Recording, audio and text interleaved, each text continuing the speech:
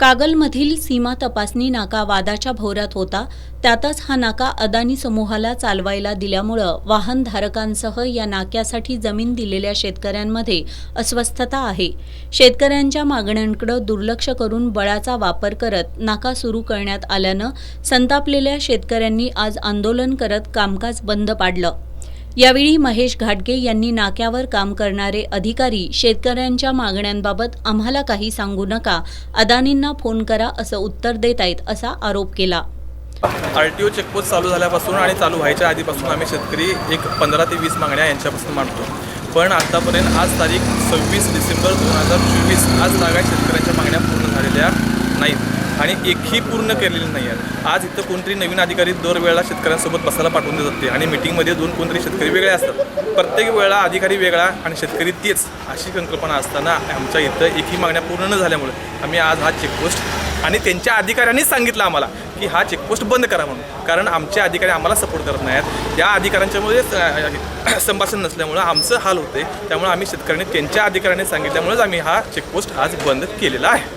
सतीश पवार यांनी शेतकरी तसंच वाहनधारकांनी आपल्या मागण्यांबाबत केलेल्या आंदोलनाकडे दुर्लक्ष केलं जात असल्याबद्दल तीव्र शब्दात नाराजी व्यक्त केली. ठिकाणी अक्षरशः मनमानी कारभार या ठिकाणी अदानी कंपनीने सुरू केलेला आहे. शेतकऱ्यांच्या मागण्या असू द्यात, वाहनधारकांच्या मागण्या असू द्यात, या ठिकाणी त्याला अक्षरशः धुडकून लावण्याचा प्रयत्न या ठिकाणी केला जात आहे. वाहनधारकांना तर अक्षरशः पिळवणूक होत आहे. 20 किलोमीटरच्या अंतरातील आम्हाला सांगितलं जातं की 20 किलोमीटरच्या अंतरातील निःशुल्क या ठिकाणी त्यांना वाहनधारकांना प्रवेश दिला जाईल. पण अक्षरशः वाहनधारक जे आहेत, छोटे छोटे टेम्पोधारक आहेत, वाहनधारक आहेत, ज्याचा त्यांच्यावरती उदरनिर्वाह चालतो आहे, अक्षरशः अशा वाहनधारकांचा या ठिकाणी पिळवणूक होत आहे.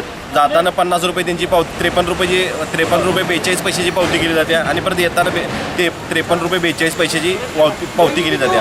त्या ठिकाणी 200 रुपये जर त्यांना भाडं लागलं झालं तर 102 रुपये त्या ठिकाणी ऑटोमॅटिक या ठिकाणी कट केले जातात आणि 100 रुपये डिझेलचे. तर त्यांच्या उदरनिर्वाहासाठी सुद्धा त्यांना पैसे या ठिकाणी शिल्लक राहत नाहीत. ज्यांनी लोनवरती किंवा EMI वरती या ठिकाणी गाड्या वाहनधारकांनी घेतलेल्या आहेत, त्याचा हप्ता कसं फेडायचं आणि व्यवसाय कसा चालू करायचा, हा या ठिकाणी वाहनधारकांच्या समोर प्रश्न निर्माण झालेला आहे. सीमा तपासणी नाक्यावर आकारल्या जाणाऱ्या शुल्कामुळं वाहतूक करणं परवडत नसल्याचं वाहनधारकांनी सांगितलं. 53 रुपये कट होते. आमचा गाडी जाते की नाही, दररोज आमच्या 4-5 खेपा असतात. गाड्या आमच्या इकडे ओव्हरलोड झाले की 10 किलोचं झालं तर 22,000 रुपये फाईन लावाल्या. जेव्हा आम्हाला काही जमना झाले, आमचा गाडीचा हप्ता आहे, कसं चालवायचं आम्ही. आक्रमक शेतकऱ्यांच्या आंदोलनामुळे वाहनांच्या रांगा लागून वाहतूक कोंडी झाली होती. या आंदोलनादरम्यान आंदोलकांनी अनेक वाहनं वजन आणि पावती न करता जाऊ दिल्यानं वाहनधारकांनी समाधान व्यक्त केलं. यावेळी आंदोलक शेतकरी, नाका व्यवस्थापनातले अधिकारी आणि पोलीस अधिकाऱ्यांची बैठक झाली. या बैठकीत लोकप्रतिनिधींसह सर्व संबंधित घटकांची बैठक घेऊन शेतकरी आणि वाहतूकदारांच्या मागण्यांबाबत तोडगा काढू असं आश्वासन देण्यात आलं.